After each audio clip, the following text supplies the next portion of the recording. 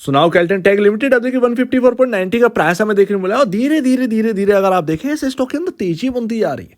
आप देखेंगे पूरा आईटी एक तरफ और कैल्टन टेक का स्टॉक एक तरफ, कई दिनों से आउट परफॉर्मेंस जो है वो बना हुआ है और लगातार यहाँ पर जो है एक अच्छा खासा एक गेन जो है वो डिलीवर कर रहा है। बट इसके पीछे का रीजन क्या है? मार्केट के अंदर अचानक से इस स्टॉक के अंदर क्या हो गया? तो रीजन एक काफी बड़ा है जो कि मुझे लगता है कि हाँ रीजन ये हो सकता है बिकॉज ऑफ कोई न्यूज आपके सामने अभी तक नहीं आई है। कल आपके सामने 15 जुलाई का डेट है और कल आपके सामने Q1 के नंबर, बहुत जल्दी Q1 के नंबर आ रहे हैं कैल्टन टेक के और इससे पहले नहीं आए। बट मैं आपको रीजन बताता हूँ। रीजन कुछ नहीं है, रीजन आपको अगर आपको याद होगा एक सबसे बड़ी डील हुई थी इंडिया डोमेस्टिक मार्केट के अंदर LIC के साथ। शायद उस डील का कुछ बेनिफिट जो है वो अब इस क्वार्टर से दिखने लगे। LIC ने पूरा यहाँ पर जो है ना डिजिटलाइजेशन अपने कारोबार को करना है सो दैट उसका जो एक काम है वो कैल्टन टेक को दिया, यानी कि LIC ने पार्टनरशिप करी थी कैल्टन टेक के साथ। दैट्स वाई यहाँ पर जो है कहीं ना कहीं इस डील के बाद जो है वो इनकी ग्रोथ शायद अच्छी खासी रोबस्ट ग्रोथ देखने को मिले। तो एक्सपेक्टेशन शायद मार्केट ये कर रहा हो कि Q1 के अंदर जो LIC डील करी थी 3-4-5 महीने पहले उसका शायद यहाँ पर जो है अब एक इम्पैक्ट देखने को मिले। तो ये Q1 का जो क्वार्टर है वो शायद बेहतरीन निकल कर आए, पॉसिबल है। दैट्स वाई ये मुझे एक रीजन लगता है कि LIC का जो डील है उसका रव ऑफ इफेक्ट अब इस क्वार्टर से देखने को मिले और यहाँ पर जो ग्रोथ सुस्त है उसके अंदर थोड़ा सा दम आते हुए देखने को मिले।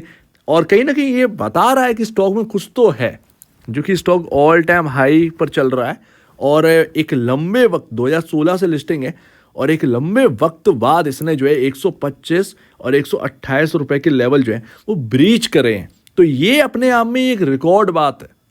और देखिए यहाँ पर ना एक 80 रुपए पे जब हम लोग बात करते थे कैल्टन टेक की 80-100 रुपए पर, अब बहुत सी ये फिजल आउट हो जाता था। अगर आपको याद हो, चलता नहीं था। वो चलता इसलिए नहीं था क्योंकि ग्रोथ गायब थी पूरे। अगर आप देखेंगे तो आईटी के अंदर ग्रोथ है क्या, मामूली सा 1-2% की ग्रोथ आ जाती है, उतने पर ही खुश हो जाते हैं कि भैया कम से कम नेगेटिव ग्रोथ तो नहीं आई है। सो दैट ये एक बड़ा इम्पैक्ट पड़ जाता है। बट वो कब तक चलता रहेगा? कैल्टन टेक का जो बिजनेस है, मैंने आपसे कहा था कि इस बिजनेस को एनालाइज करिएगा बिकॉज ऑफ ये मार्केट कैप के लिहाज से बहुत छोटी कंपनी। आज की डेट में जो है ना, जो प्राइस आपका चल रहा है 154 रुपये, उसके हिसाब से 1454 करोड़ के आसपास का यहाँ पर जो है ना मार्केट कैप है। अब भी काफ़ी छोटा मार्केट कैप है। और जब हम 80-100 रुपये के आसपास बात करते तब आप सोचिएगा कि 1000 करोड़ के नीचे का मार्केट कैप था। तो यानी कि जो रिटेल निवेशक, जो बहुत ही छोटा तबका है जिसके पास पैसे कम है या कह सकते हैं वो छोटा निवेश कर सकता है, लेकिन उन कंपनियों में निवेश करें जिसके चांसेस बहुत ज़्यादा, जिसके पोटेंशियल इसके अंदर हो, आगे आने वाले टाइम में चांसेस हो कि एक हाँ बढ़िया कंपनी बनकर दिखाए। तो उस तरीके से कैल्टन एक स्टॉक बन रहा था जिसका मार्केट कैप भी छोटा था, जिसका प्राइस भी छोटा था, जो अफोर्डेबल भी था। तो उस हिसाब से एक बढ़िया था। तो उसी यहाँ पर जो है ना लिहाज से ना ये स्टॉक अच्छा लग रहा था। और कहीं ना कहीं वो धीरे धीरे जो बिजनेस सेगमेंट्स हैं इसके, आगे आने वाले टाइम में ये अगर मैनेजमेंट करना चाहे तो काफ़ी कुछ कर सकता है। और मेरे ख्याल से LIC की डील के बाद चीज़ें बदलेंगी। अब ये 80 रुपये पर था, सोचिए PE रेशियो कहाँ पर होगा, है ना, ये मोटी बात है ये करने वाली। और प्राइस टू बुक वैल्यू कहाँ पर होगा, लमसम 2 टाइम पर था, अब 3.37 टाइम पर। तो ये Q1 यहाँ पर बताएगा कि बॉस होना क्या है। अगर Q1 के अंदर ग्रोथ वाकई में आ रही है और उसका इम्पैक्ट LIC की डील से अगर कुछ दिख रहा है या कुछ और आ रहा है, कुछ सरप्राइजिंग है, सो दैट कहीं ना कहीं कैल्टन टेक पॉसिबल है जो 125-130 का जो ब्रेकआउट है काफ़ी साल बाद, वो शायद अब पीछे मुड़कर ना देखे। क्योंकि एक बहुत लंबा टाइम देख लिया है कि ऊपर आता फिर टूट जाता, फिर ऊपर आता फिर टूट जाता है। तो ये शायद इस समय से निकलने की तैयारी हो। और जहाँ तक बात है ग्रोथ की, तो अभी देखिए ये रीअपलोडेड कवरेज है। एक्चुअल में क्या हुआ कि मैं बहुत पहले कर चुका है, इसके नंबर्स जो है ना वो याद आ रहे थे लेकिन बड़ा कन्फ्यूज़न था। अब उसमें यहाँ पर जो है ना क्लिक ही नहीं कर पाए, वो स्टैंड अलोन के नंबर दिखा रहा था। सो दैट वो स्टैंड अलोन बेस्ड यहाँ पर कवरेज था थोड़ी देर पहले, ये कंसोलिडेटेड बेसिस पर। तभी मैं कहूँ कि यहाँ पर जो है हो क्या रहा है, पहले कवर कर चुके हैं, ये नंबर्स कैसे दिख रहे हैं। सेल्स की अगर हम बात करेंगे तो वही मैं आपसे कह रहा हूँ कि एक लंबे वक्त से ना जो सेल्स है अगर आप देखोगे तो उसके अंदर ग्रोथ नाम की जो है ना वो चीज़ आपको देखने को नहीं मिल रही। ग्रोथ की मिसिंग है, छोटा मोटा ग्रोथ है, नेगेटिव ग्रोथ नहीं है। बट हाँ, इनलाइन है, बिल्कुल इनलाइन। पिछले क्वार्टर में जुलाई उसी इसी क्वार्टर में ना मतलब 1-1.5 करोड़ रुपए 2 करोड़ रुपए ज़्यादा बढ़कर आ गया। तो ये सब चल रहा है और ये चल रहा है सितंबर 2021 से। अगर आप देखें तो 200 से 250 करोड़ के भीतर भीतर जो है ना एक सेल्स की जो एक फिगर है वो आपके सामने आ रही है। उससे आंकड़ा थोड़ा नहीं है, हाईएस्ट तो 249 का है, लोएस्ट यहाँ पर 209 का है और 209 करोड़ का है। ये सितंबर 2021 का है। तो इसी वजह से ना स्टॉक आउट परफॉर्म नहीं कर पा रहे। स्टॉक जो बच गए ना कोविड के बाद बूम आई, ठीक है, उसके बाद गिर गए, क्रैश हो गए, जो खत्म हो गए ना वो खत्म हो गए, ठीक है ना। यहाँ पर वो BCG का यहाँ पर मैटर मत ले आएगा, ठीक है ना, वो उसका मैटर अलग है। जो स्टॉक में उछाल आई विदाउट एनी रीजन, फाइनेंशियली नहीं है, उन सब की मैं बात कर रहा हूँ। जो खत्म हो गए वो गए, खेल लग गया उनका। जो बच गए वही आगे के लिए तैयार। केल्टन टेक उनमें से एक है। अब इस क्वार्टर में क्या हुआ, ऑपरेटिंग मार्जिन अगर आप देखेंगे तो ये 2021 के टाइम का यहाँ पर ऑपरेटिंग मार्जिन आ गया। 13% का ऑपरेटिंग मार्जिन क्लॉक किया है इस कंपनी ने। ऑपरेटिंग प्रॉफिट भी जो है वो अच्छा खासा बढ़ा है पिछले कई क्वार्टर के कंपैरिजन इस क्वार्टर में, यानी कि मार्च 2024 में। तो ये एक नोट करने वाली बात थी। और वही मैं आपको बता रहा हूँ कि नेट प्रॉफिट जो है ना वो इनलाइन था कई क्वार्टर से, और आप देखेंगे मार्च में ये आउट परफॉर्म किया। 24 करोड़ का यहाँ पर जो है नेट प्रॉफिट क्लॉक किया इस कंपनी ने, और उसके बाद चीज़ें बदली। तो ये एक सबसे बड़ी बात है। और कंपनी की सालाना सेल्स देखिए कंसोलिडेटेड बेसिस पर 983 करोड़ का है।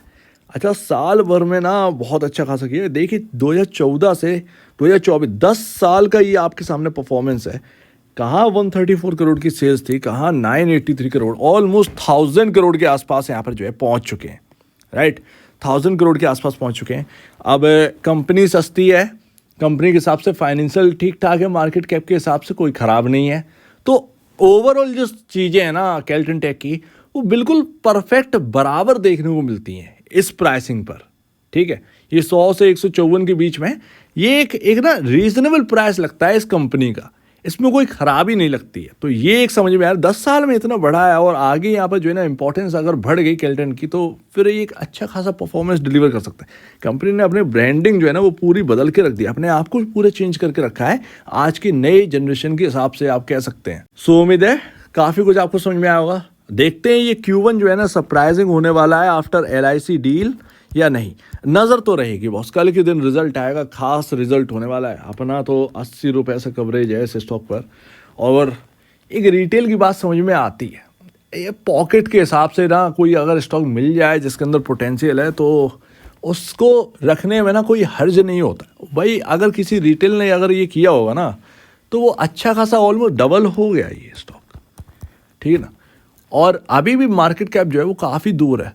और कई कंपनियों से ना ज़्यादा बेहतर मुझे लगता है जो कि न्यू ग्रोथ कंपनियां जो कही जाती हैं कि ग्रोथ कंपनियां हैं और ग्रोथ स्टॉक्स हैं, ये आपने नाम सुना होगा। तो उनके जो प्राइस टू बुक वैल्यू है ना वो 10 टाइम एबव चल रहे हैं। अब मुझे लगता है कि उनसे ज़्यादा ना ये कंपनियां ज़्यादा मुझे यहाँ पर जो है ना सेफेस्ट दिखाई देती हैं। उनमें सेफेस्ट कम दिखाई देता है। क्या मतलब है 2% का आप ग्रोथ ला रहे हो और आप अपने आप को ग्रोथ स्टॉक के अंदर जो है रखे हुए हैं, तो कोई मतलब नहीं है। इससे बढ़िया तो फिर मेरा केल्टन ही है, वो भी तो ला रहा है, आधे % की ग्रोथ ला रहा है, तब भी मेरे लिए ठीक है, कम से कम सस्ता तो है माल, ठीक है ना। मार्केट कैप के लिहाज से आपका मार्केट कैप 10 टाइम ऊपर है केल्टन टेक का, कहाँ पर है। अगर वो धीरे धीरे ग्रोथ दिखाएगा, सस्टेनेबल ग्रोथ लाएगा, तो मेरा तो वेल्थ बनेगी ना, सीधी सी बात। कंपनी भी बनेगी और मेरी वेल्थ बनेगी और लॉन्ग टर्म वेल्थ बनेगी। तो ये एक अच्छी बात है, तो अपॉर्चुनिटी है मेरे लिए। तो काफ़ी चीज़ें आ जाती हैं, तलाशा करिए, चीज़ें सब मिल जाती हैं, स्टॉक सब मिलेंगे, मौका सब मिलेगा,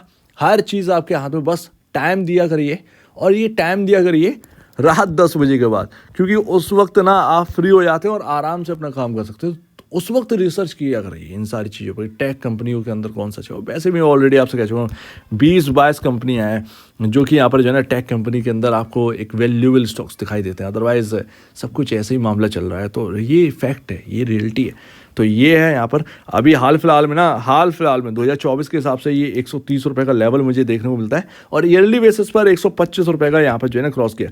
यानी कि कुल मिलाकर ये 5 रुपये की जो रेंज है, ये मेरे लिए एक टफ रेंज थी जिसे निकालना नामुमकिन जैसा लग रहा था, बट इसने निकाल दिया है। इसका मतलब ये है कि जो रेंज मेरी रेजिस्टेंस रेंज थी, वही मेरी अब यहाँ पर जो है ना सपोर्टिव रेंज बन चुकी है। कहीं ना कहीं अब मेरे को ये सपोर्ट करेगी। तो यानी कि अगर ये स्टॉक फिसलता भी है किसी वजह से, तो ये 130 से 125 के बीच में कहीं ना कहीं किधर किसी भी लेवल पर इस बीच में इस रेंज में सपोर्ट लेने की कोशिश करेगा।